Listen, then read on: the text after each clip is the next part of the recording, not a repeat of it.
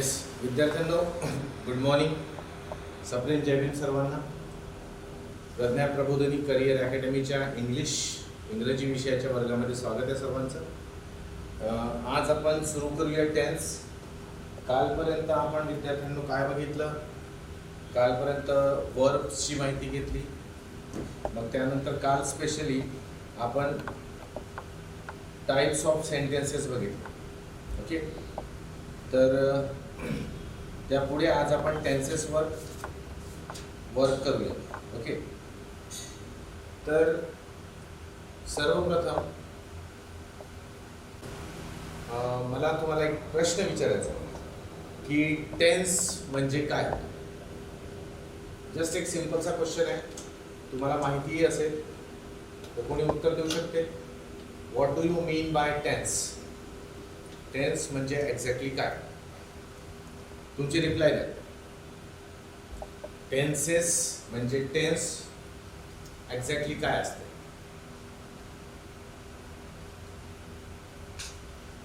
नाही, हा ट्रान्सलेशन झाला, मला त्याची व्याख्या हवी आहे. टेन्स म्हणजे काय असतो हे त्याचं ट्रान्सलेशन झालं. टेन्स म्हणजे परिस्थिती नाही. ठीक आहे, स्टेट ऑफ टाइम हा पार्ट येईल नक्की. तर बघूया आपण. मी सांगतो तुम्हाला टेन्स. आता हा टेन्स म्हणजे काय त्याची व्याख्या. टेन्स हे क्रियापदाचे रूप आहे. म्हणजे इंग्लिश मध्ये काय म्हणतात? Form of verb. टेन्स काय विद्यार्थ्यांनो? तर हा क्रियापदाचा एक रूप आहे. ओके, आतापासून लक्षात ठेवायचं. टेन्स म्हणजे काय? Form of verb. कोणी विचारलं टेन्स म्हणजे काय, तर क्रियापदाचे एक रूप. मग हे क्रियापदाचे रूप काय काम करते? तर वेळेच्या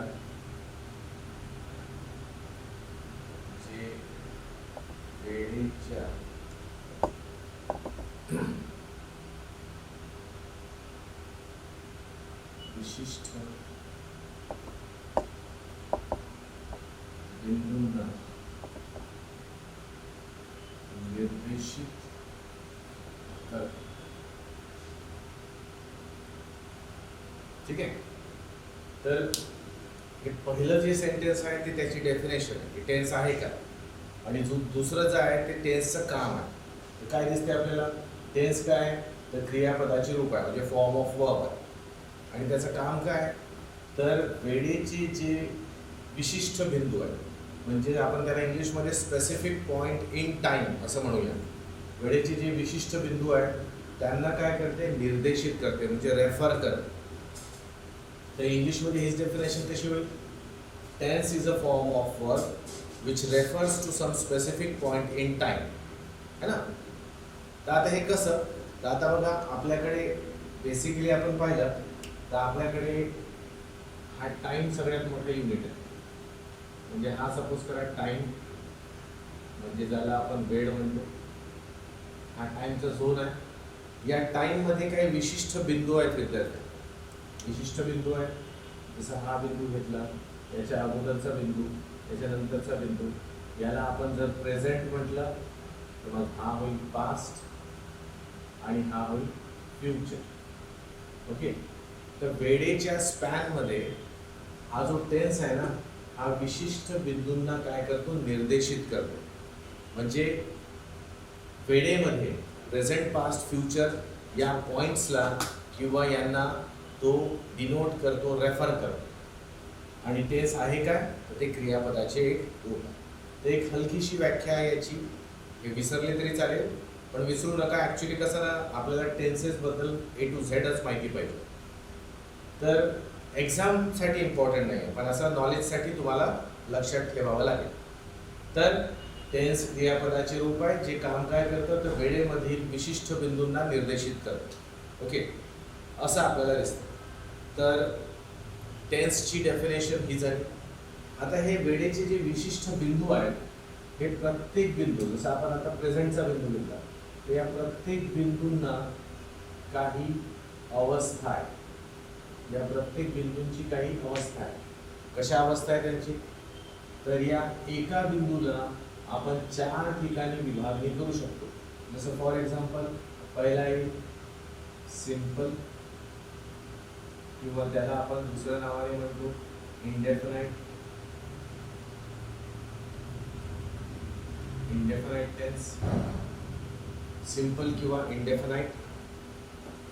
परत त्याचा दुसरा भाग काय येतो विद्यार्थ्यांनो? तो येतो कॉन्टिन्युअस टेन्स. त्याला आपण दुसऱ्या वर्षामध्ये प्रोग्रेसिव्ह पण म्हणतो. तिसरा जो पॉइंट आहे, तिसरा पॉइंट, त्याला आपण परफेक्ट म्हणतो, परफेक्ट टेन्स. आणि जो चौथा आहे त्याला म्हणतो आपण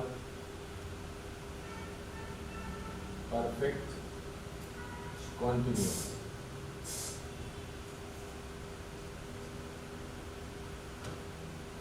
तर आपल्याला असं दिसतं की जे टेन्स आहेत, या टेन्सेसला आपण जर डिटेलमध्ये बघितलं तर टेन्स तर वर्बचा रूप आहे, क्रियापदाचे रूप, फॉर्म ऑफ वर्ब. टाइमच्या विशिष्ट बिंदूंना तो निर्देशित करतो. आणि त्याच्या व्यतिरिक्त प्रत्येक बिंदूच्या या 4 वेगवेगळ्या अवस्था आहेत. या अवस्थांना आपण काय म्हणतो? स्टेट म्हणतो.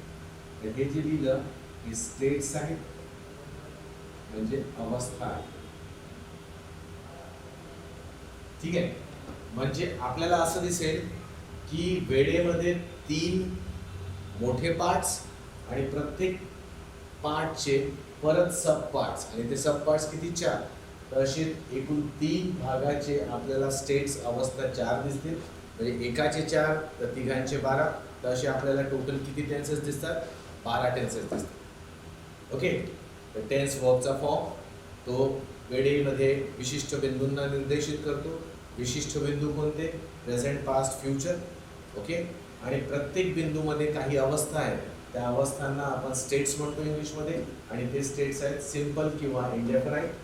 दुसरा आहे कॉन्टिन्युअस, तिसरा आहे परफेक्ट आणि चौथा आहे परफेक्ट कंटिन्युअस. प्रत्येकाच्या 4 अवस्था म्हणजे तिघांच्या टोटल 12 अवस्था. असं सगळं मिळून टेन्सची व्याख्या आपण मांडू शकतो. तर विद्यार्थ्यांनो, ही टेन्सची व्याख्या तुमच्या लक्षात आली? एकदा रिप्लाय करा. Have you understood? Very good, very good, very good.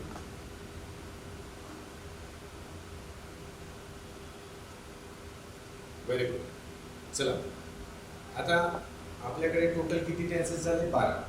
आता 12 टेन्सेसला 1 बाय 1 शिकूया. या टेन्सेसला शिकवण्याची एक स्टाईल आहे, त्या स्टाईलने मी शिकवण्याचा प्रयत्न करतो. पहिले सर्वप्रथम आपण काय करू? या 12 टेन्सेसची ओळख करून घेऊ. म्हणजे पहिला राऊंड घेऊ, त्यामध्ये आपण या 12 टेन्सेसना ओळखून घेऊ की हे काय आहे आणि कोणत्या विशिष्ट मेजर परिस्थितीमध्ये यांचा वापर केला जातो. जनरलाइज वेने आपण शिकू. आणि मग एकदा जेव्हा हे पूर्ण टेन्सची तोंडओळख आपली झाली की त्यानंतर सेकंड राऊंडमध्ये exam oriented points, okay, exam oriented अँगलनी, आणि सेकंड थोडंसं कंपॅरेटिव्ह मोडमध्ये या टेन्सेसला शिकू. म्हणजे कसं असते की हा जो सिंपल पास्ट आणि पास्ट परफेक्ट या दोघांमध्ये नेहमी टसल दिसते आपल्याला. हे केव्हा वापरायचं आणि हे केव्हा वापरायचं हे आपल्याला माहिती पाहिजे. तसंच सिंपल पास्टची टसल आपल्याला प्रेझेंट परफेक्ट सोबत पण दिसते. तर जेव्हा टेन्सेस आपल्याला सर्व माहीत होऊन जातील आणि त्याच्यानंतर जेव्हा आपण एक्झामच्या अँगलने यांना शिकण्याचा प्रयत्न करू, तेव्हा या पॉईंट्सलाही आपण काय करू? डिटेलमध्ये घेऊया. म्हणजे टेन्सेस टोटली काय होतील? पूर्णपणे तुमच्या लक्षात येतील. हे जनरलाइज वेनी लक्षात येतील आणि एक्झाम ओरिएंटेशनने सुद्धा लक्षात येतील. तर आपण 1 बाय 1 एक एक टेन्स आता घेऊया. तर सर्वप्रथम आपला जो टेन्स पडेल तो पडेल सर्वात पहिला, आणि तो आहे सिंपल प्रेझेंट टेन्स किंवा प्रेझेंट इंडेफिनाइट टेन्स. तर बघूया विद्यार्थी, सर्वात पहिला टेन्स, सर्वात पहिला टेन्स आहे simple present tense. Simple present tense याला आपण प्रेझेंट इंडेफिनाइट टेन्स पण म्हणतो. आता बघा, या टेन्समध्ये आपल्याला काय करावं लागतं. म्हणजे समजा आपल्याकडे समोर 100 वाक्य आहे आणि त्याच्यातले आपल्याला स्पेसिफिकली काही विशिष्ट असे वाक्यच उचलायचे आहेत की जे सिंपल प्रेझेंट टेन्सचे आहेत. तर आपल्याला माहिती पाहिजे की कुठल्या परिस्थितीमध्ये सिंपल प्रेझेंट टेन्सचा वापर करायचा. ठीक आहे. तर सिंपल प्रेझेंट टेन्सचा वापर करताना त्याची आपण व्याख्या अशी देऊया की या टेन्सचा वापर केव्हा करायचा. तर जेव्हा आम्हाला एखादी युनिव्हर्सल ट्रूथ,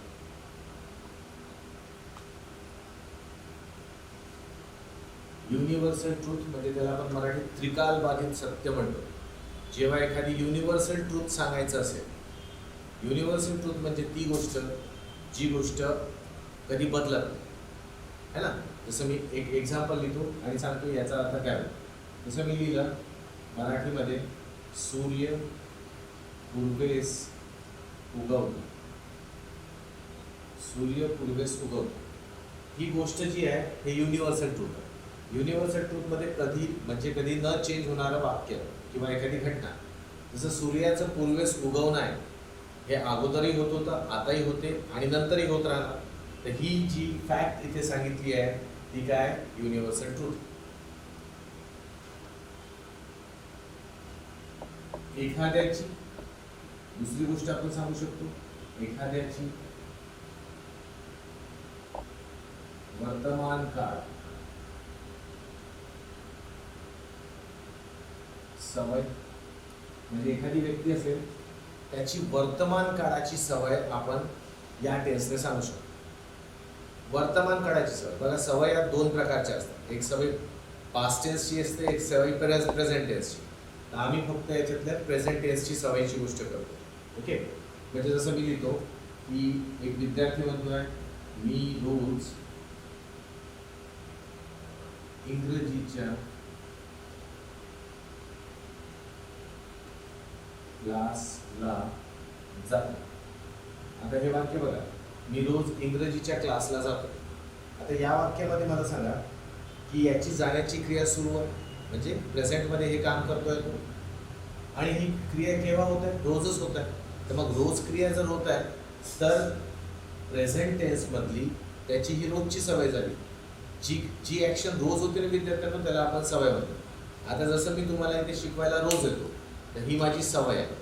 तुम्ही मला क्लासमध्ये रोज ऐकता, तर ही तुमची सवय आहे, कारण हे ॲक्टिव्हिटीज आपण डेली करतो, रोज करतो, है ना. तर म्हणून इंग्रजीच्या क्लासला जाणं आणि त्यातही रोज जाणं म्हणजे प्रेझेंट टेन्समध्ये हे काम करतो आहे. तर हे काम आपण सिंपल प्रेझेंट टेन्सच्या अंतर्गत बोलू, है ना. म्हणजे हे वाक्य सिंपल प्रेझेंट टेन्सचं आहे असं समजू. किंवा अशाही काही घटना असतात ज्याला आपण काय म्हणतो, नेहमी होणाऱ्या क्रिया. काही क्रिया ज्या असतात त्या नेहमीच होतात, न चुकता होतात. जसं ताऱ्यांचं चमकणं, जसं मी लिहितो,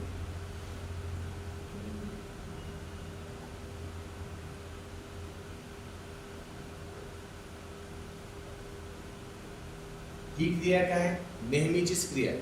मग ही नेहमीची क्रिया आहे, तर याला सुद्धा आम्हाला कोणत्या टेन्समध्ये सांगावं लागेल, simple present tense.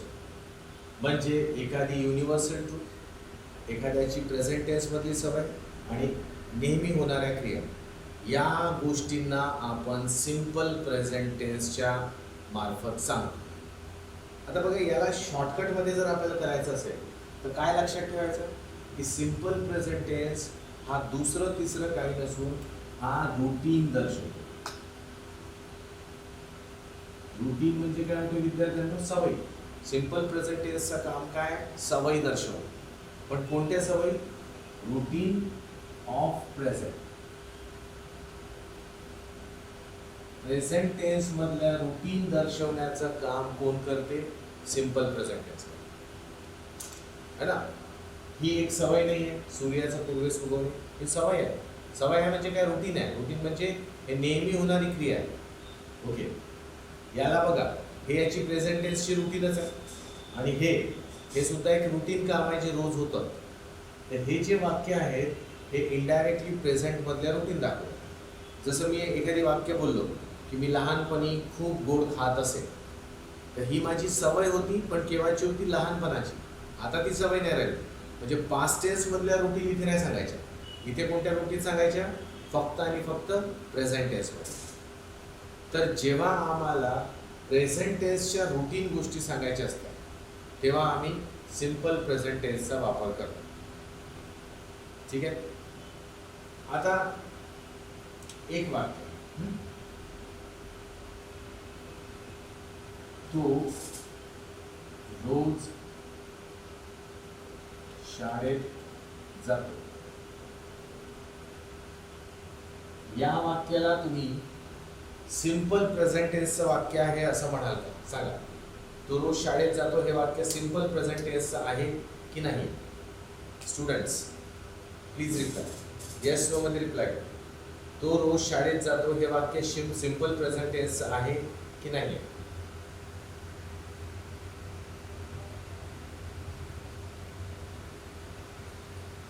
Very good, very good. आता मी याच्यातला हा वर्ड काढतो, तो शाळेत जातो.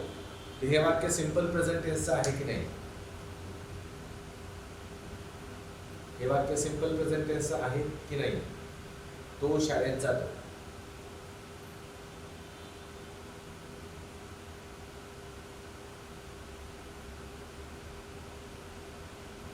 सांगा, सर्व सांगा. तर विद्यार्थ्यांनो बघा, सिंपल प्रेझेंट टेन्स म्हणजे हे जे शब्द आहेत ना, रोज, एव्हरी डे, डेली, ऑलवेज, हे शब्द एकदम इम्पॉर्टंट आहेत. म्हणजे आलेच पाहिजे असं नाही. जर हे वाक्य आपण विदाऊट या शब्दाने लिहिलं तरी तो सिंपल प्रेझेंट आहे. जसं मी म्हणतो मी जेवतो, मी तुम्हाला, आता मी असं म्हटलं मी तुम्हाला शिकवतो, तर मी तुम्हाला शिकवतो म्हटलं तर हे तर माझं रोजचंच काम आहे ना. इथे रोज लावायची गरज नाही. पण मी जेव्हा म्हटलं मी तुम्हाला शिकवतो म्हणजे ही मी क्रिया दाखवतोय जी मी रोज येऊन करतोय. तर जरी हा रोज शब्द इथे मी टाकला नाही, पण या वाक्यातून अर्थ काय होतो? एकदा शिकवण्याची गोष्ट नाही होत आहे, हे कंटिन्युअस करत आहो आपण, रोजच्या ॲक्टिव्हिटीमध्ये आपण त्याला करत आहोत असाच अर्थ होतो. तर हे शब्द असतील किंवा नसतील तरी ते वाक्य सिंपल प्रेझेंट टेन्सचं राहील, कारण या वाक्यांमधून आम्हाला प्रेझेंट टेन्सच्या रुटीन दिसून पडतात. तर प्रेझेंट टेन्सच्या रुटीन जेव्हा आम्हाला दिसल्या, मग ते असे शब्द घेऊन दिसले किंवा न घेऊन दिसले तरी आम्ही त्यांना सिंपल प्रेझेंट टेन्समध्ये टाकूया. ठीक आहे. तर आता हे तर झालं मराठीतलं. आता इंग्लिशमध्ये जर आपल्याला सिंपल प्रेझेंट टेन्सचे वाक्य तयार करायचे असतील इंग्लिशमध्ये, तर मग कसं करायचं? तर सिंपल प्रेझेंट टेन्सचे वाक्य इंग्लिशमध्ये तयार करण्यासाठी आपण त्याचं स्ट्रक्चर लिहूया. तर त्या स्ट्रक्चरला मी असं लिहू, त्याचं समीकरण कसं? तर यामध्ये पहिले सब्जेक्ट राहील, त्यानंतर वर्बचा फर्स्ट फॉर्म राहील आणि त्याला आपण एस, ES, IS हे लावू पण शकतो आणि नाही पण लावू शकतो. ब्रॅकेटमध्ये ठेवलं म्हणजे काय? कधी कधी वापरू, कधी कधी नाही वापरू. म्हणजे बघा, सिंपल प्रेझेंट टेन्सच्या वाक्यामध्ये सर्वप्रथम आपण सब्जेक्ट लिहिणार, मग क्रियापदाचं पहिलं रूप लिहिणार आणि या रूपाला आपण कधी एस लावू, कधी नाही लावू. तर केव्हा लावायचं आणि केव्हा नाही लावायचं तर त्याच्याबद्दल आपण नोट पाहू. ठीक आहे. आता बघा, सिंपलशी गोष्ट, जे सब्जेक्ट असतात ना त्यांना आपण 4 कॅटेगरीमध्ये विभागू.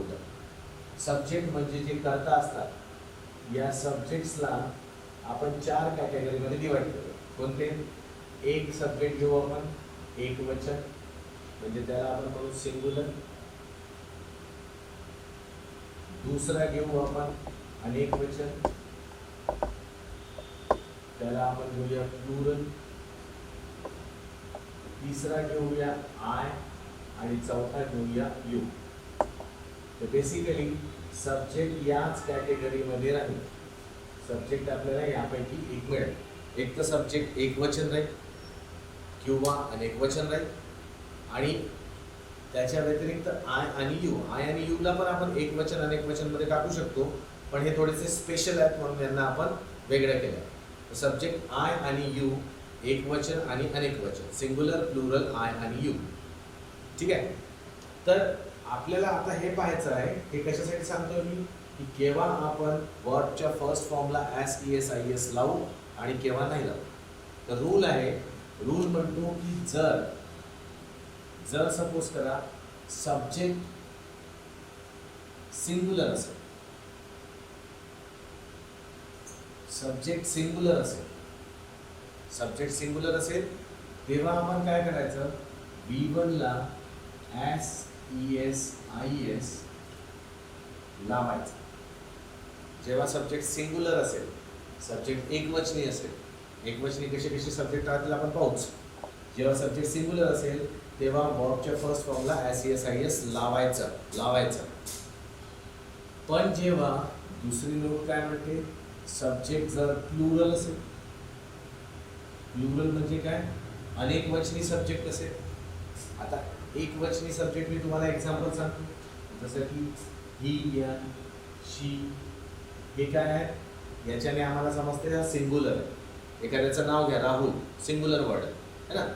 असे सब्जेक्ट दिसले तर S E S I S लावायचं. पण सब्जेक्ट होऊ शकते प्लुरल पण राहू शकतात. प्लुरल जर सब्जेक्ट असतील तर वर्बच्या फर्स्ट फॉर्मला S E S I S नाही लावायचं. जेव्हा सब्जेक्ट प्लुरल राहतील तेव्हा वर्बच्या फर्स्ट फॉर्मला S E S I S नाही लावायचं. जसं की बघा कोणत्या प्लुरल सब्जेक्ट, आता मी म्हटलं वी, वी म्हणजे काय होते, आम्ही.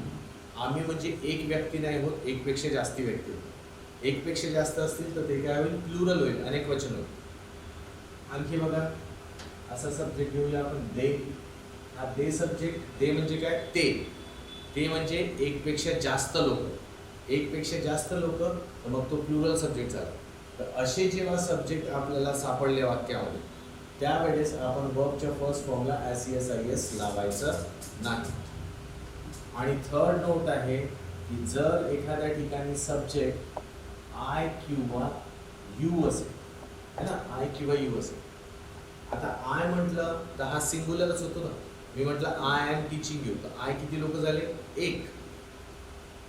यूच्या बाबतीत थोडीशी गडबड. यूच्या बाबतीत गडबड कशी आहे, एक वचन असेल तरी आपण यूज म्हणतो आणि अनेक वचन असेल तरी आपण यूज म्हणतो. म्हणजे मला एकाला रेफर करायचं आहे तरी मी त्याला यूज म्हणणार, एकपेक्षा जास्त लोकांना रेफर करायचं तरी मी त्यांना यूज म्हणणार. तर यू हा सिंगुलर प्लुरल दोन्ही दर्शवतो, आय स्पेशली सिंगुलर दर्शवतो. पण हे दोन्ही जेव्हा असतील तर अकॉर्डिंग टू रूल आपण वर्बच्या फर्स्ट फॉर्मला S E S I S लावायचं नाही. ठीक आहे, तर मग लक्षात कसं राहील, एक वचनी करता असेल तर S E S I S लावायचं. अनेक वचनी करता असेल किंवा आय आणि यू करता असेल, सब्जेक्ट असेल तर S E S I S लावायचं नाही. अशी गोष्ट लक्षात ठेवून आपण सिंपल प्रेझेंट टेन्सचे वाक्य बनवू शकतो. आणि इथे सब्जेक्ट नेमका नेहमी कोणता फॉर्म येईल, वर्बचा फर्स्ट फॉर्म. विद्यार्थ्यांना जितकं बोर्डवर सांगितलं ते कळलं का, एकदा रिप्लाय करा.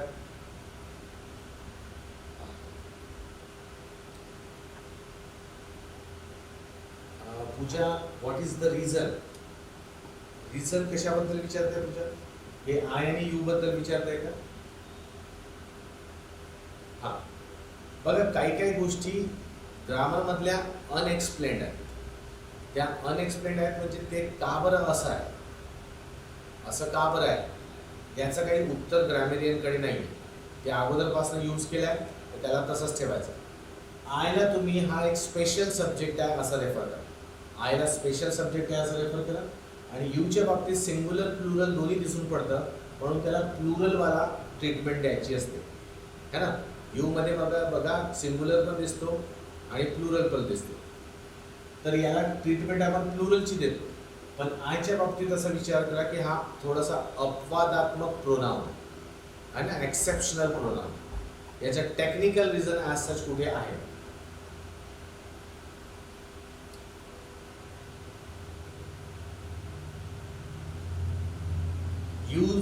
यूला आपण प्लुरल सेन्सने यूज केला तरी S E S I S नाही लावायचं. यूला सिंगुलर सेन्सने यूज केला तरी S E S I S नाही लावायचं. म्हणजे यू दिसला तर V1 ला S E S I S लागणारच, हे मस्ट. नोट 3 मध्ये काही विशेष नाही आहे, लक्षात तुम्हाला असंच ठेवायचं आहे की सब्जेक्ट जर आय असेल किंवा यू असेल आय किंवा यू असेल तर तुम्ही वर्बच्या फर्स्ट फॉर्मला ICS नाही लावणार. आता ते कसं होते मी आता एक्झाम्पल सांगतोच आहे तुम्हाला, तर ते तुम्हाला कळेल. ओके, आता बघा आपण हेच वाक्य ट्रान्सलेट करून टाकू. ओके, कारण तुम्हाला मेन्सच्या पेपरमध्ये एक 10 मार्काचं ट्रान्सलेशन सुद्धा येतं. म्हणजे मराठी पॅसेज दिला असतो, त्याला इंग्लिशमध्ये ट्रान्सलेट करायचं असतं आणि मराठीच्या पेपरमध्ये इंग्लिशचा पॅसेज मराठीमध्ये ट्रान्सलेट करायचा असतो. म्हणजे तुम्हाला 20 मार्कासाठी मेन्समध्ये English to Marathi, Marathi to English असं ट्रान्सलेशन करायचं आहे. तर ट्रान्सलेशन करत असताना ग्रामर चेक केलं जाते विद्यार्थ्यांना, तर ग्रॅमॅटिकल मिस्टेक होऊ द्यायचे नाही. तर जसं आता हे वाक्य आहे, सूर्य पूर्वेस उगवतो. आता सूर्य पूर्वेस उगवतो यामध्ये आपण बघूया की हे वाक्य पहिले तर आपण ठरवलं की हे सिम्पल प्रेझेंट टेन्स आहे. का बरं? कारण एक रुटीन दाखवते. मग सिम्पल प्रेझेंट टेन्सचं वाक्य आहे की इथे आम्हाला दिसते ॲक्शन उगवण्याची आहे, म्हणजे हा क्रियापद आहे, वर्ब आहे. आणि उगवणारा कोण आहे? सूर्य. तर सूर्य काय? सब्जेक्ट आहे. सूर्य या ठिकाणी काय? सब्जेक्ट आहे. म्हणजे आम्हाला सब्जेक्ट मराठीतला कळला, वर्ब कळला मराठीतला, आणि वाक्य सिम्पल प्रेझेंटचं आहे हे कळलं. आता याला इंग्लिशमध्ये करू. इंग्लिशमध्ये सिम्पल प्रेझेंट टेन्स बनवताना या स्टाईलने बनवावं लागतं. तर पहिले सब्जेक्ट लिहायचं असतं. तर सूर्य जो सब्जेक्ट आहे याला आपण काय लिहितो? सन लिहितो. पण विद्यार्थ्यांनो, आपण जेव्हा आर्टिकल शिकू तिथे तुम्हाला एक गोष्ट अगोदरच सांगतो, सन लिहिताना आपण नेहमी द सन लिहितो. तर आपल्याला वर्ब मिळाला, म्हणजे क्रियापद मिळाला, ॲक्शन मिळाली, आम्हाला सब्जेक्ट मिळाला. आता याला आपण ट्रान्सलेट करू. तर पहिले लिहिलं सब्जेक्ट द सन, मग वर्ब लिहू. आता बघा उगवण्याची ॲक्शन आहे, याच्यासाठी वर्ड कोणता आहे? Rise, RISE, rise. राईजचा आम्हाला कोणता फॉर्म घ्यायचा आहे? First form. राईजचा फर्स्ट फॉर्म काय आहे? राईजच आहे ना, हा बेस फॉर्म आहे. बघा आम्ही विचार करू की SES लावायचं की नाही. तर आम्हाला SES लावण्यासाठी सब्जेक्ट्सला पाहावं लागतं. सब्जेक्ट काय आहे? सन. हा एक वचन आहे की अनेक वचन आहे? तर आपल्याला दिसते किती सन आहे? सिंग्युलर ना, तर एकच सन आहे, म्हणून याला काय करणार? आपण ॲस लावणार है ना. ॲस का लावलं विद्यार्थ्यांनो? कारण एक तर सिम्पल प्रेझेंट टेन्स आहे आणि दुसरा सब्जेक्ट काय माझा? सिंग्युलर आहे. तर द सन रायझेस. आता उरलेला शब्द आहे पूर्वेस, त्याच्यासाठी काय लिहिणार आपण? In the east. In the east. The sun rises in the east. आता इथे भरपूर साऱ्या गोष्टी तुमच्या डोक्यात आल्या असतील की हा इन का घेतला? हा इन बेसिकली एक प्रेपोजिशन आहे ना, त्याला आपण मराठी शब्दयोगी अव्यय म्हणतो. तर याचा वापर का केला हे आपल्याला प्रेपोजिशनमध्ये कळेल. दुसरी गोष्ट की हा जो द आहे हा का लावतोय आपण इथे आणि इथे, याची गोष्ट आपल्याला आर्टिकल्समध्ये माहिती पडेल. पण आता तुमचा फोकस कुठे पाहिजे? आपण टेन्स शिकतोय ना, तर प्रत्येक टेन्समध्ये वर्बची कशी कंडिशन आहे ते त्याच्याकडे लक्ष ठेवा. The sun rises in the east असं या सेंटेन्सचं एक्झॅक्ट ट्रान्सलेशन होईल. चला दुसरं बघू, दुसरं वाक्य. आता इथे बघा, मी रोज एका इंग्रजीच्या क्लासला जातो. आता ही याची वर्तमान काळातील सवय आहे, रुटीन ॲक्शन आहे आणि ती प्रेझेंटची आहे. हे वाक्य सिम्पल प्रेझेंटचं आहे. सिम्पल प्रेझेंटचं आहे तर आपल्याला या स्टाईलने त्याला काय करावं लागतं? ट्रान्सलेट करायचं. तर ट्रान्सलेशनसाठी पहिली क्रियापद पाहिजे. इथे जाण्याची क्रिया दिसते म्हणून जातो वर्ब होईल आपला. अच्छा, जाणारा कोण आहे? जाणारा मी आहे म्हणून हा काय? सब्जेक्ट. किंवा ॲक्शन करणारा कोण आहे? मी, म्हणून त्याला आपण सब्जेक्ट म्हणतो. तर सब्जेक्ट आणि वर्ब मिळाला. आता आपण ट्रान्सलेट करू. पहिले सब्जेक्ट लिहा. मी साठी काय लिहिणार विद्यार्थ्यांनो? आय लिहिला. मग सरळ बघा वर्बचा फर्स्ट फॉर्म. आता जाण्यासाठी वर्ड कोणता आहे? गो. त्याचा फर्स्ट फॉर्म गोच आहे, तर आपण गो लिहिणार. आय गो. आता SES लावू की नाही? तर आय आणि यू जेव्हा सब्जेक्टच्या जागी असतील तेव्हा SES नाही लावायला लागलं, तर आय गोज म्हणावं लागेल. जर चुकून आपण आय गोज म्हटलं तर ते वाक्य चुकेल. आय गोज होतच नाही, आय गोच म्हणावं लागेल. आय गो. त्यानंतर बघा उरलेले शब्द काय? रोज इंग्रजीच्या क्लासला है ना. तर I go to and English class, आणि रोजसाठी एव्हरी डे किंवा डेली असं आपण वापरू शकतो. I go to an English class every day. Okay, तर हे याचं एक्झॅक्ट ट्रान्सलेशन होईल. I go to an English class every day. त्यानंतर बघा तिसरं, तारे चमकतात. पुन्हा ही ॲक्शन रुटीन ॲक्शन आहे प्रेझेंटमध्ये, तर म्हणून आपण याला सिम्पल प्रेझेंट टेन्समध्ये टाकू. यामध्ये चमकणे ही क्रिया आहे म्हणून हा वर्ब होईल, आणि चमकणारे पुन्हा तारे, तर तारे काय होऊन जाईल, सब्जेक्ट. म्हणजे सब्जेक्ट आणि वर्ब आम्हाला मिळाला. आणि वाक्य सिम्पल प्रेझेंटचं आहे, तर या स्टाईलने करूया त्याला. सर्वप्रथम सब्जेक्ट लिहूया. तर तारे, ताऱ्यांसाठी काय वर्ड येतो, स्टार्स. स्टार्स घेतला, पण जो की हे सुद्धा एक भव्य दिव्य अवकाशीय गोष्ट आहे, तर याच्यासोबत सुद्धा आम्हाला काय लावावं लागेल, द स्टार्स असं म्हणावं लागेल, द स्टार्स. आता बघा वर्बचा फर्स्ट फॉर्म आहे. चमकण्यासाठी शाईन किंवा ट्विंकल काही म्हणू शकतो आपण, घेऊया शाईन. पण शाईन घेतल्यानंतर आता बघा याला SES लावायचं का, तर तारे किती आहेत, सब्जेक्ट तारे किती आहेत, तर अनेक आहेत ना. अनेक आहे म्हणजे प्लुरल आहे. प्लुरल असेल तर आपल्याला SES नाही लावावं लागेल, म्हणजे द स्टार्स शाईनच म्हणावं लागेल. आणि अन्य कुठला वर्ड नाही आहे म्हणून हे वाक्य इथेच संपतं, द स्टार्स शाईन. जर असं असतं की तारा चमकतो, तर आपल्याला लिहावं लागलं असतं द स्टार सिंग्युलर स्टार, आणि त्याला लिहावं लागलं असतं शाईन्स. म्हणजे आम्हाला दिसते की इथे ॲस असेल तर इकडे नाही घ्यावा लागत, आणि इकडे नसेल तर इकडे घ्यावा लागत. तर असं काहीचं सिम्पल प्रेझेंट टेन्स असतं. चला विद्यार्थ्यांनो, आता रिप्लाय करा. Have you understood? ट्रान्सलेशन सकट सांगा. ट्रान्सलेशन सकट समजलं का सगळं?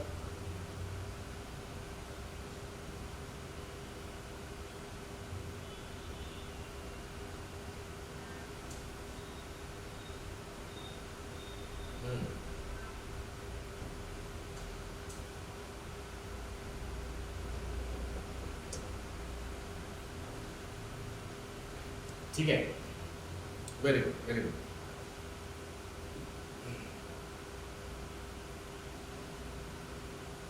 Very good. चला पुढे जाऊया विद्यार्थ्यांनो.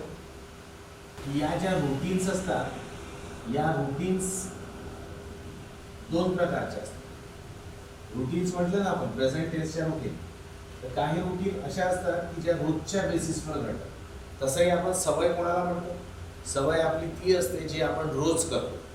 तर रोज करणारी जी गोष्ट असेल तर त्याला आपण रुटीन म्हणतो. पण रुटीन काही दोन प्रकारचे असतात. एक रुटीन असते ज्याला आपण रेग्युलर रुटीन म्हणतो. रेग्युलर म्हणजे कसं की ते रोजच होते. ओके, आणि एक रुटीन असते जी रुटीन आपण इरेग्युलर बेसिसवर करतो पण करतो. जसं फॉर एक्झाम्पल मी म्हटलं, मी तुम्हाला शिकवायला प्रज्ञा प्रबोधिनी करिअर अकॅडमीमध्ये येतो. आता मी एकदाची गोष्ट तर नाही सांगत आहे, शिकवणं एकदाचं नाही आहे, शिकवणं कंटिन्युअस बेसिसवर रोज रोज सुरू आहे. तर हे एक रुटीन झाली, आणि जो की हे रोज होत आहे म्हणून याला आपण काय म्हणू विद्यार्थ्यांनो, तर याला आपण म्हणू रेग्युलर रुटीन. पण काही रुटीन अशा असतात की ज्या इरेग्युलर असतात. जसं मी म्हटलं, आम्ही वर्षातून एकदा फॅमिली सोबत फिरायला जातो. आता ही गोष्ट वर्षातून एकदा होते है ना. अच्छा, एक्झॅक्ट केव्हा होते हे काही फिक्स नाही की डिसेंबरमध्ये होते की जानेवारीमध्ये होते, फरवरीमध्ये होते, पण होते नक्की एकदा. तर वर्षातून एकदा घडणारी ही रुटीन गोष्टच आहे, पण ही रोज नाही घडत म्हणून याला आपण इरेग्युलर रुटीन. तर रुटीन रेग्युलर असो किंवा इरेग्युलर असो, तर त्याला नेहमी कोणत्या टेन्समध्ये सांगायचं, सिम्पल प्रेझेंट. ठीक आहे. चला आता पुढे पाहूया simple past. Simple past tense. आता हा जो सिम्पल पास्ट टेन्स आहे, हा सिम्पल पास्ट काहीचा थोडा म्हणजे याला आम्ही तुम्हाला मगाशी म्हटलं ना की याला कंपॅरेटिव्ह मोडमध्ये शिकण्यामध्ये आणखी मजा आहे. पण आता आपण ओळख करतोय, तर मी तुम्हाला थोडक्यात सांगतो. मग जेव्हा परफेक्ट टेन्सेस आपण करू त्यामध्ये सिम्पल पास्टला परत विजिट करायचं. बघा, जे पण ॲक्शन झाली आहे, जी पण क्रिया झाली आहे, ती क्रिया कोणत्या काळात चालली जाईल, पास्टमध्ये चालली जाईल. कुठलीही ॲक्शन जी झाली आहे ती चालली जाईल पास्टमध्ये. आणि पास्टमध्ये जर एखादी क्रिया घडली असेल तर तिला आपण सिंपल पास्ट टेन्समध्ये सांगा. जर एखादी क्रिया झाली, एखाद्या कर्त्याने कोणती तरी घटना केली है ना, घटना घडली, ॲक्शन झाली, क्रिया झाली, असं जर तुम्हाला एखाद्या वाक्यातून वाटत असेल तर त्या वाक्याला सिंपल पास्ट टेन्समध्ये टाकायचं. क्रिया झाली असली पाहिजे. ओके, तर आपण याला पहिला पॉईंट डेफिनेशनमध्ये कसं लिहू की याला आपण सांगू की क्रिया झाली. क्रिया काय झाली म्हणजे सिंपल प्रेझेंटमध्ये काय, क्रिया रुटीन बेसिसवर होते, ॲक्शन रुटीन बेसिसवर होते. इथे काय ॲक्शन झाली, संपून गेली ॲक्शन, ते केव्हाही संपलेली असेल तर त्याला आपण सिंपल पास्टमध्ये टाकू. ठीक आहे, सिंपल. जसं मी तुम्हाला म्हटलं की मी तुम्हाला फिजिक्स शिकवलं. आता फिजिक्स शिकवण्याची क्रिया सुरू आहे का, नाही आहे. ती कधीतरी पुढे सुरू होणार आहे का, नाही. ते तर शिकवून झालं आहे, म्हणजे शिकवण्याची क्रिया संपली आहे. तर म्हणून हे वाक्य मी तुम्हाला फिजिक्स शिकवलं हे कोणतं झालं, सिंपल पास्टचं वाक्य है ना. मी सांगितलेलं तुम्ही लिहून घेतलं. आता लिहून घेतलं म्हटलं तर लिहिण्याची क्रिया काय झाली. मी म्हटलं तो शाळेत गेला, तर गेला म्हटलं ना, तर ॲक्शन शाळेत जाण्याची झाली आहे, म्हणून ते सिंपल पास्टचं सेंटेन्स. ओके, बेल वाजली, घंटी वाजली, वाजण्याची क्रिया झाली आहे, म्हणून हे वाक्य कुठे जाईल, सिंपल पास्ट. म्हणजे ॲक्शन जेव्हा आम्हाला झाल्यासारखी दिसते, ॲक्शन कधीतरी पास्टमध्ये झाली असं वाटते, तेव्हा आपण सिंपल पास्टचा वापर करतो. ठीक आहे. आता जसं याला स्ट्रक्चर, याचं इक्वेशन कसं लिहितो, म्हणजे आपण इंग्लिशमध्ये लिहित असताना सिंपल पास्टला कसं लिहायचं. तर सिंपल पास्ट लिहिताना इंग्लिशमध्ये पहिले तर सब्जेक्टच येणार नो डाऊट, आणि त्यानंतर वर्बचा कोणता फॉर्म येईल, वर्बचा सेकंड फॉर्म, क्रियापदाचं दुसरं रूप घ्यावं लागतं. लक्षात ठेवायचं विद्यार्थ्यांना, सिंपल प्रेझेंटमध्ये क्रियापदाचं पहिलं रूप आणि सोबत SES IS. सिंपल पास्टमध्ये क्रियापदाचं दुसरं रूप. अच्छा, सब्जेक्ट कोणताही असो, सिंग्युलर असो, प्लुरल असो, आय असो, यू असो, सब्जेक्ट कोणताही असो, प्रत्येकासोबत आपल्याला काय घ्यायचं असते, वर्बचा सेकंड फॉर्म. प्रत्येकासोबत आपल्याला वर्बचा सेकंड फॉर्म घ्यावा लागतो. ओके, कळलं विद्यार्थ्यांनो. तर सिंपल पास्टची डेफिनेशन आणि त्याचा स्ट्रक्चर कळून आला तुम्हाला. एकदा रिप्लाय करा. मी काही ट्रान्सलेशनसाठी वाक्य लिहितो. जसं आता मी एक वाक्य लिहिलं,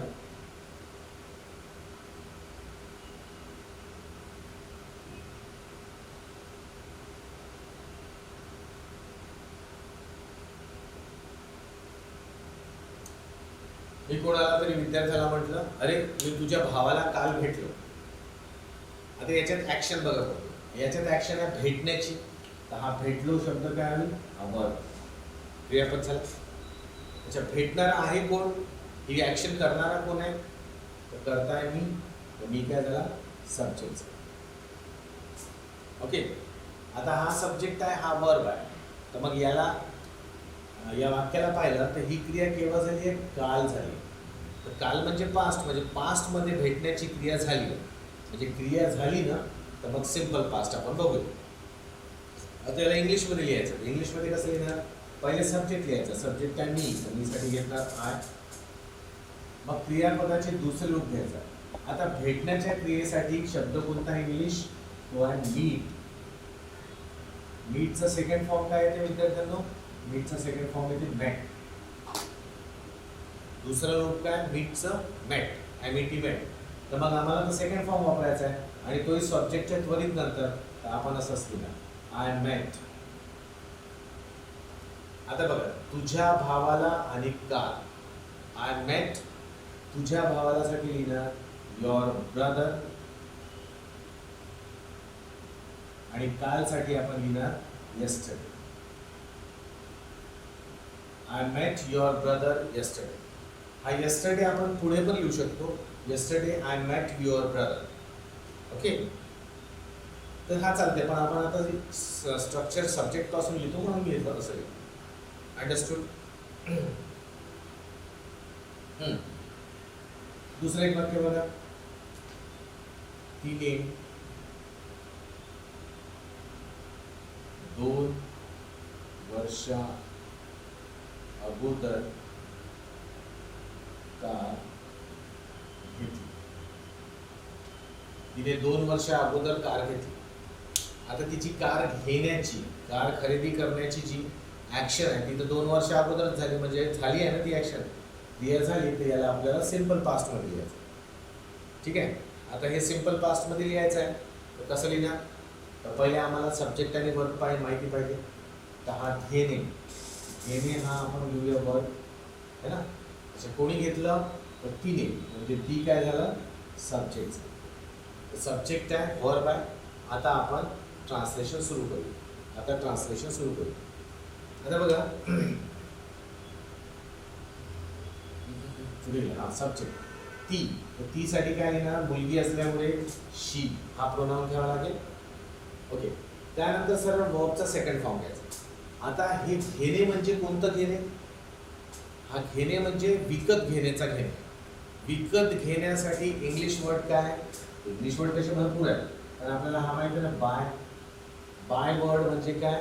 विकत घेणे. परचेस पण म्हणू शकतो है ना, पण आम्हाला बाय किंवा परचेस असं पहिले यापैकी एक वापरू शकतो. पण कुठला फॉर्म वापरायचा आहे? Second form. फर्स्ट फॉर्म आहे बाय, सेकंड फॉर्म काय विद्यार्थ्यांना? त्याचा बॉट. जसं याचा नाही का मीट, सेकंड फॉर्म ही मेट आणि थर्ड फॉर्म ही मेट आहे. याचा बाय, बॉट आणि थर्ड फॉर्म सुद्धा बॉटच आहे. Okay, buy, bought, bought. आम्हाला कोणतं वापरायचं असेल तर आपण सेकंड फॉर्म वापरला. I bought, sorry she bought. आणि काय घेतलं तिने? कार. तर she bought a car. She bought a car. Okay, 2 वर्षा अगोदर. काय लिहिणार? 2 years ago. 2 years ago. She bought a car 2 years ago. ठीक आहे, ठीक आहे ना. अच्छा, याच्यात एक लक्षात ठेवायचं, या कारच्या अगोदर आर्टिकल येणं गरजेचं आहे. हा कार जो शब्द आहे ना, जर मी असं लिहिलं she bought car 2 years ago, तर हे वाक्य चुकेल विद्यार्थ्यांना. लक्षात ठेवा, इथे अ येणं खूप जरुरी आहे. शी बॉट अ कार असंच म्हणावं लागेल. का बरं? कारण हा कार जो नाउन आहे हा मोजता येणारा नाउन आहे ना, काउंटेबल नाउन आहे. तर जे कोणतेही काउंटेबल नाउन सिंग्युलर फॉर्म मध्ये वाक्यात येतात, एकवचनी मोजता येणारे जे नाम आहे, जे वाक्यात येतात, त्यांच्या पुढे आर्टिकल असणं गरजेचं आहे. जसं मी हे वाक्य लिहिलं समजा,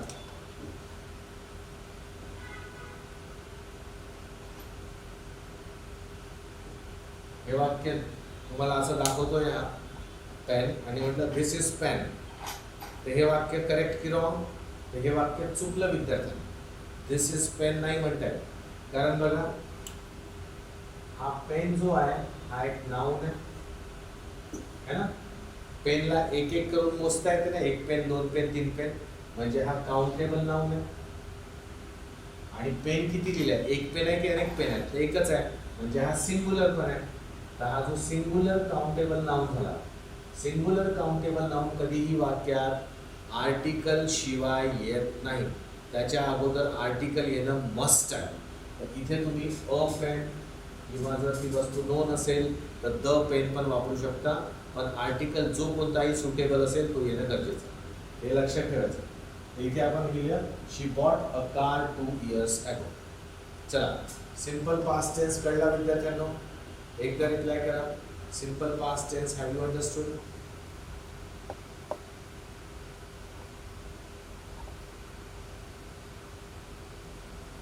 व्हेरी गुड, व्हेरी गुड. काही डाऊट्स असतील तर विचारत चला सोबतच. Very good. या पुढे जाऊया. Simple future tense.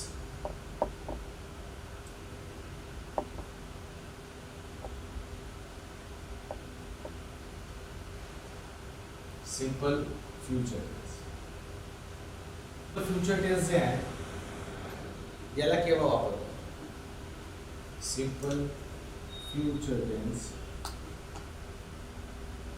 हा जो सिंपल फ्युचर टेन्स आहे हा असं लक्षात ठेवायचं की जेव्हा एखाद्या पुढच्या काळामध्ये है ना, समोर येणाऱ्या काळामध्ये फ्युचरमध्ये एखादी क्रिया होईल, येणाऱ्या काळामध्ये एखादी क्रिया होईल, सब्जेक्ट एखादी काम करेल, त्यावेळेस आपण सिंपल फ्युचर टेन्सचा वापर करतो. जसं मी तुम्हाला असं म्हणेल की उद्या मी तुम्हाला परफेक्ट टेन्सेस शिकवणार, उद्या मी तुम्हाला परफेक्ट टेन्सेस शिकवणार. आता हे शिकवण्याची ॲक्शन केव्हा होणार आहे? उद्या. तर आत्ताचा वेळ हा प्रेझेंट आहे, तर उद्याचा वेळ काय होऊन जाईल माझ्यासाठी? फ्युचर. म्हणजे ही क्रिया फ्युचरमध्ये होणार आहे शिकवण्याची. तर म्हणून तेव्हा आपण काय करू? सिंपल फ्युचर टेन्सचा वापर है ना. याला आपण सिम्प्लिसिटीमध्ये कसं लिहिणार की भविष्यात क्रिया होईल, भविष्यात क्रिया होईल किंवा भविष्यात क्रिया केली जाईल है ना, करणार, करता, क्रिया करणार, असं जेव्हा आपल्याला म्हणायचं आहे तेव्हा आपण सिंपल फ्युचर टेन्सचा वापर करतो. बरं, याला लिहितो कसं विद्यार्थ्यांना? याला सब्जेक्ट लिहितो, त्यानंतर याच्यामध्ये आपण ऑक्झिलरी वर्ब शॅल आणि विल आणि त्यानंतर वर्बचं फर्स्ट फॉर्म वापरतो. ठीक आहे.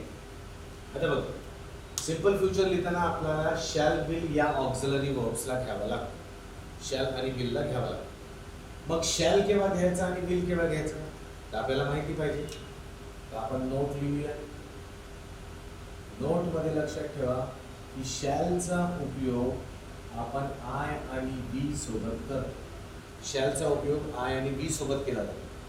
पण विलचा उपयोग विद्यार्थ्यांनो आपण कुठलाही अन्य सब्जेक्ट, एनी अदर सब्जेक्ट है ना, कुठलाही अन्य सब्जेक्ट असेल आय आणि बीला सोडून त्यांच्यासोबत आपण विलचा वापर करतो.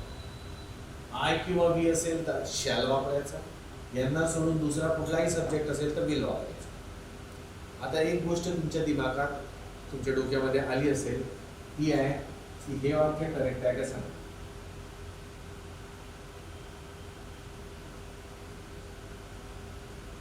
हे वाक्य करेक्ट आहे का विद्यार्थ्यांनो? I will come tomorrow. जसं तुमच्यापैकी कोणी विचारलं की सर उद्या क्लास होईल का, तर मी म्हणतो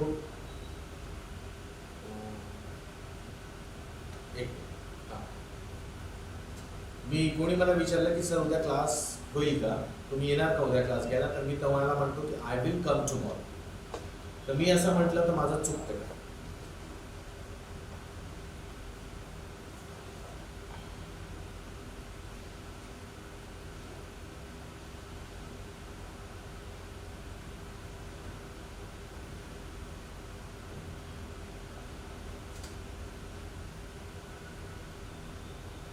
स्टुडंट्स, चुकत नाही ना? हे वाक्य आपण कितीदा तरी वापरतो, असं वापरतोय आपण. पण इथे बघा एक मिस्टेक काय दिसते की आय सोबत ते शॅल घ्यायला लागलं, घेतलं काय इथे? विल. आय सोबत शॅल घ्यायला सांगितलं, घेतला आहे विल. आता याचं मागचं कारण, याच्या मागचं कारण हे आहे की हा जो शॅल वर्ड आहे, हा शॅल वर्ड आता काहीसा उपयोगात येत नाही. आता शॅल ही ऑक्झिलरी हळूहळू लुप्त होणार आहे, म्हणजे होतच आहे लुप्त. याचा वापर तुम्हाला फार कमी होताना दिसतो है ना. क्वचितच काही ठिकाणी आपण शॅलला वापरतो, अदरवाईज सर्वीकडे आपण विलचा वापर होताना आपल्याला दिसतो. काही वर्षापूर्वी आपल्याला शॅल चांगल्याच प्रकारे म्हणजे 50व्या दशकापर्यंत, 1950च्या दशकापर्यंत शॅल वगैरे व्यवस्थितपणे वापरल्या जात असेल, पण त्यानंतर शॅलचा उपयोग हळूहळू कमी व्हायला लागला. त्याच्या व्यतिरिक्त जसं मी सांगितलं की आय आणि बी सोबत शॅल वापरायचं, बाकी सर्वांसोबत विल वापरायचं. आपण उलटही करू शकतो, आय आणि बी सोबत विलही वापरू शकतो आणि बाकी कोणासोबत तरी शॅल वापरू शकतो. पण असं करत असताना विशेष काही अटी सांगितल्या आहेत. काही अटी आहेत, अशा कंडिशन्स असतानाच आपण असा उलट उपयोग करू शकतो आणि त्या कंडिशन्स आपण शिकणार आहोत मॉडेल ऑक्झिलरी वर्बच्या चॅप्टरमध्ये. मॉडेलचा जो चॅप्टर करू ना त्यामध्ये मी तुम्हाला सांगेन की कोणत्या परिस्थितीमध्ये आय बी सोबत विल वापरतो आणि दुसऱ्या सब्जेक्ट सोबत आपण शॅल वापरतो.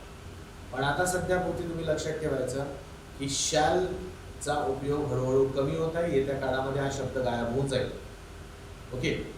आणि जोपर्यंत रिटर्न प्रॅक्टिस आम्ही करतो, रायटिंगमध्ये करतो, तर आम्ही हाच रूल फॉलो करणार. आय बी सोबत काय वापरणार? शॅल वापरणार. तर आता हे लक्षात ठेवावं आणि मी जेव्हा मॉडेल्स शिकवेन तेव्हा तुम्हाला यामध्ये उलट कसं करतो आपण ते पाहू तेव्हा. अच्छा, ममता विचारते की ॲगोच्या जागी बिफोर यूज करू शकतो का? ॲगोच्या जागी बिफोर यूज करू शकतो है ना. हा जो ॲगो आणि बिफोर आहे ना यामध्ये थोडासा एक कन्फ्युजन आहे. ठीक आहे. हे दोन्ही काय आहेत? प्रेपोजिशन्स आहेत. तर कधी कधी हे कंजंक्शन्स म्हणूनही वापरले जातात. यामधला मी तुम्हाला फरक सांगेल पण आता नाही सांगत. तो मी तुम्हाला प्रेपोजिशन चॅप्टरमध्ये सांगेन. म्हणजे इथपासून मोजलं काहीतरी तर ॲगो वापरायचं है ना आणि त्याच्या पलीकडे मोजतो आहे तर बिफोर वापरायचं. तर या ठिकाणी ॲगोच सूट होतो. मी प्रेपोजिशनमध्ये तुम्हाला सांगेल नव्हता की what is the reason, exact reason ते आहे. आता टेन्सवर लक्ष केंद्रित. ठीक आहे. शॅल आणि विलच्या बाबतीत शॅल वापरायचं आय आणि बी सोबत आणि विल वापरायचं दुसऱ्या अन्य सब्जेक्ट सोबत.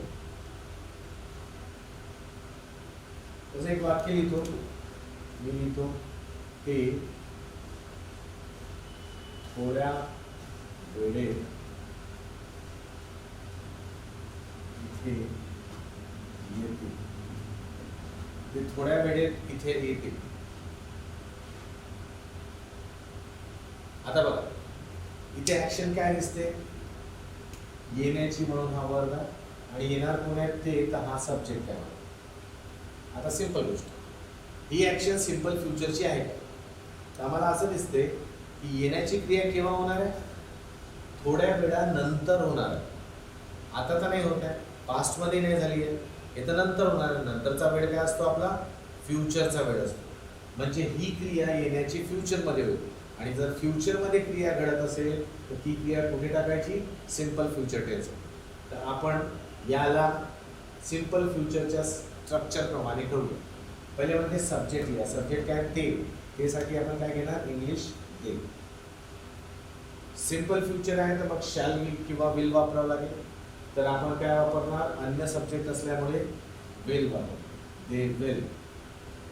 मग वर्बचा फर्स्ट फॉर्म लिहायचा. आता येण्यासाठी इंग्लिश वर्ड काय? कम. They will come. आता उरलेले शब्द थोड्या वेळात आणि इथे. इथेसाठी काय होईल? हिअर, हिअर आणि थोड्या वेळात. तर थोड्या वेळासाठी काय घेऊ? शॉर्टली घेऊ. They will come here shortly है ना. They will come here shortly. They will come here after some time असे लिहू शकतो. पण एक्झॅक्ट मिनिंग थोड्या वेळासाठी शॉर्टली घेऊ शकतो. Okay okay.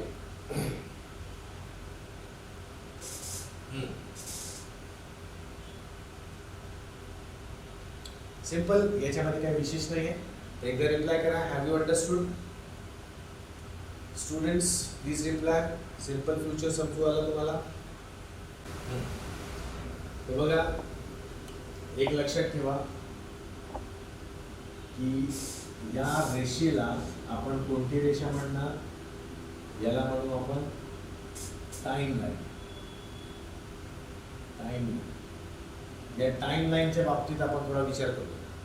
ही जी टाइम लाईन आहे या टाइम लाईन मध्ये हा एक बिंदू जो असतो तो असतो प्रेझेंट. प्रेझेंट टेन्स असतो. एक बिंदू. कसं असते ना, आत्ता मी जे बोलतो आहे ते प्रेझेंट आहे, पण आता थोड्या वेळ पूर्वी जे बोललो ते पास्ट होतं आणि थोड्या वेळानंतर जे बोलणार आहे ते फ्युचर आहे. तर प्रेझेंट अगदी काय असते? खूप कमी वेळेचा स्पॅन असतो प्रेझेंट. तर म्हणून प्रेझेंटला एका बिंदूत टाकतो. या प्रेझेंटच्या अलीकडे जो काही काळ असेल तो खूप लांबचा काळ हा सगळ्याचा सगळा काय असतो विद्यार्थ्यांनो, पास्ट असतो, पास्ट टेन्स असतो. आणि या प्रेझेंटच्या पुढचा सगळा काळ काय असतो, फ्युचर असतो. प्रेझेंट, पास्ट, फ्युचर असं आपल्याला माहिती आहे. आता त्यामध्ये आणखी एक गोष्ट की आपण सिंपल प्रेझेंट टेन्सला कसं सांगितलं, तर सिंपल प्रेझेंटला असं सांगितलं की प्रेझेंटमध्ये एखादी ॲक्शनच्या रुटीन दाखवत असतो. प्रेझेंटमध्ये आम्ही रुटीन दाखवत असू, प्रेझेंटच्या रुटीन दाखवत असू, तर त्याला कशात घ्यायचा, सिंपल प्रेझेंट. सिंपल पास्ट काय की पास्ट टेन्समध्ये एखाद्या वेळेवर, समजा ही वेळ आहे, या वेळेवर एखादी क्रिया झाली, इथे आम्ही काय घेतोय, क्रिया झाली. क्रिया झाली तर मग कोणता टेन्स, सिंपल पास्ट टेन्स. आणि सिंपल फ्युचर म्हणजे काय, येणाऱ्या काळामध्ये कुठल्या ना कुठल्या वेळेवर काय होईल विद्यार्थ्यांनो, क्रिया होईल, क्रिया होईल, क्रिया घडून येईल, तेव्हा आम्ही काय वापरणार, सिंपल फ्युचर. प्रेझेंटच्या रुटीन दाखवण्यासाठी सिंपल प्रेझेंट, पास्टमध्ये एखाद्या वेळेवर क्रिया झाली तर सिंपल पास्ट, फ्युचरमध्ये एखाद्या वेळेवर क्रिया होईल तर सिंपल फ्युचर. असं सिंपल टेन्सचं स्ट्रक्चर आपल्याला दिसतं.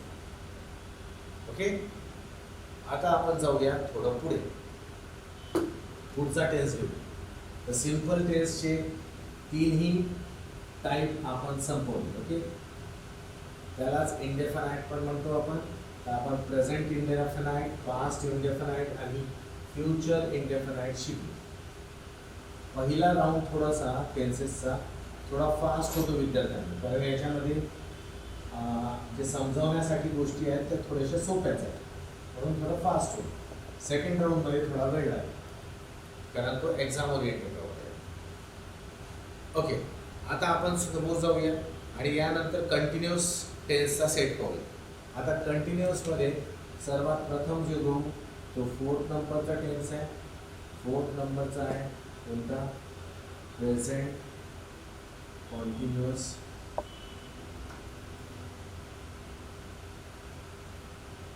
टेन्स. प्रेझेंट कॉन्टिन्युअस टेन्स, याला प्रेझेंट प्रोग्रेसिव्ह टेन्स पण म्हणतात. Okay, present progressive tense. आता याला थोडं समजण्याचा प्रयत्न करा. याची व्याख्या काय, कशी राहील, याची व्याख्या आपण अशी घेऊया प्रेझेंट कंटिन्युअस की बोलता क्षणी, जसं मी आता बोलतोय आणि माझ्या बोलत असताना मी एका क्रियेबद्दल बोलतोय आणि बोलता क्षणी ज्या क्रियेबद्दल मी बोलतोय ती क्रिया जर सुरू असेल, ती क्रिया सुरू असेल, मी इकडे बोलतोय आणि ती क्रिया तिकडे सुरू आहे, तर ती जी क्रिया आहे त्या क्रियेला टाकायचं प्रेझेंट कंटिन्युअस. म्हणजे जसं बघा, आता माझ्या डोक्यावर एक फॅन आहे आणि मी तुम्हाला सांगतोय की फॅन फिरत आहे. मी इथे बोललो आणि इथे फॅनचं फिरणं सुरू आहे, तर बोलता क्षणी क्रिया सुरू आहे ना, म्हणून ती प्रेझेंट कंटिन्युअस टेन्स. म्हणजे फॅन फिरत आहे, हा प्रेझेंट कंटिन्युअस टेन्स. मी जर असं म्हटलं की मी तुम्हाला इंग्रजी शिकवत आहे, हे वाक्य बोललो मी आणि यावेळेस शिकवण्याची क्रिया काय सुरू आहे. मी बोललो ना, आता मी तुम्हाला शिकवत आहे, शिकवण्याची क्रिया सुरू आहे आणि मी तेच वाक्य बोललो, त्याच क्रियेबद्दल बोललो, तर मग ही कोणती टेन्स झाला, हा कोणता टेन्स झाला, प्रेझेंट कंटिन्युअस.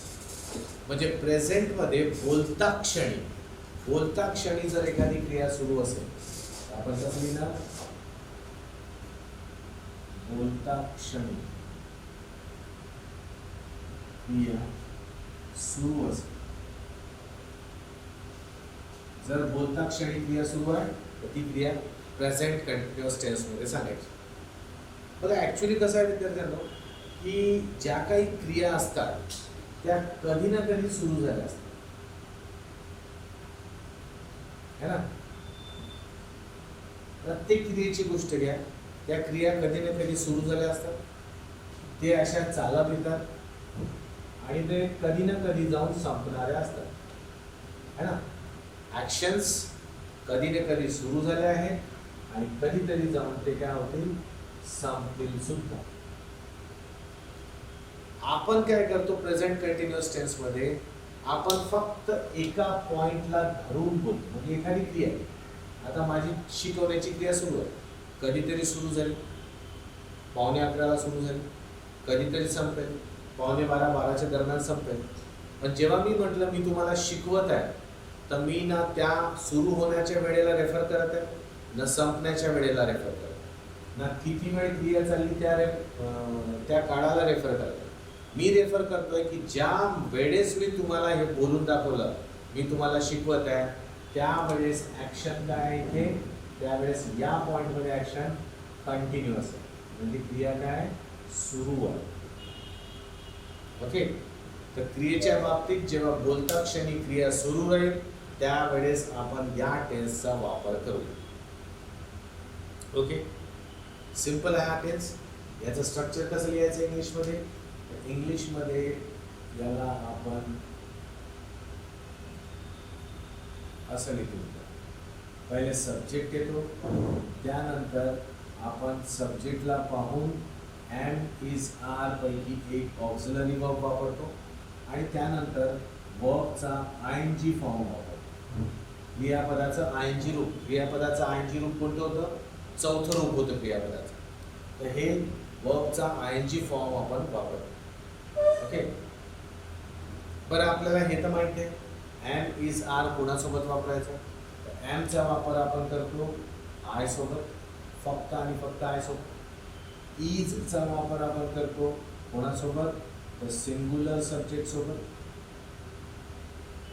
इजचा वापर सिंग्युलर सब्जेक्ट, एक वचनी सब्जेक्ट असेल तर सिंग्युलर. आरचा वापर आपण करतो प्लुरल सब्जेक्ट सोबत आणि यू सोबत सुद्धा. प्लुरल सब्जेक्ट सोबत आणि यू सोबत आर वापरायचं, सिंग्युलर सब्जेक्ट सोबत इज वापरायचं आणि आय सोबत आपण एम वापरायचं. या पद्धतीने आपण काय करतो, तर इंग्लिशमध्ये प्रेझेंट कंटिन्युअस टेन्सचं वाक्य लिहितो. आणि प्रेझेंट कंटिन्युअस टेन्स कोणता?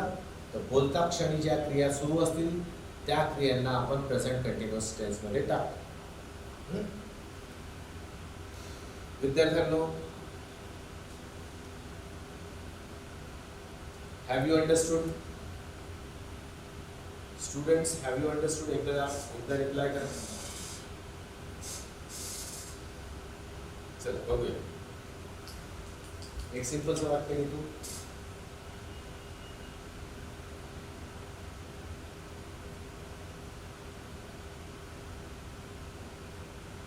ते नदीत पोहत आहेत. जस्ट एक वाक्य घेऊ द्या मग येते. ते नदीत पोहत आहे, इथे पोहण्याची क्रिया आहे म्हणून हा वर्ब झाला. पोहणारे कोण? ते. हा काय? सब्जेक्ट. हा सब्जेक्ट. चला सुरू करूया. ऍक्शन पोहण्याची सुरू आहे म्हणून कंटिन्युअस टेन्स घेऊया. पहिले सब्जेक्ट ते आहे, त्यासाठी काय घेणार? ते. त्यानंतर ॲमिजार पैकी तर हा ते जो आहे हा प्लुरल सब्जेक्ट येतो म्हणून त्याच्यासोबत घेणार आपण आर. पोहण्याच्या क्रियेला इंग्लिशमध्ये स्विम म्हणतो, पण त्याला आयएनजी फॉर्म मध्ये लिहायचं आहे,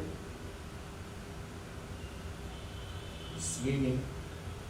आणि कुठे नदीत आपण लिहिणार in the.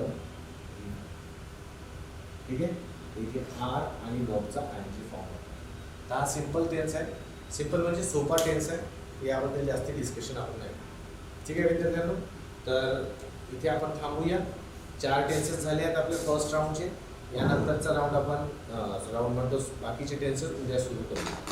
Thank you very much dear students. पुन्हा भेटूया उद्या पुढच्या tenses. Thanks a lot. Enjoy the study. See you. Bye.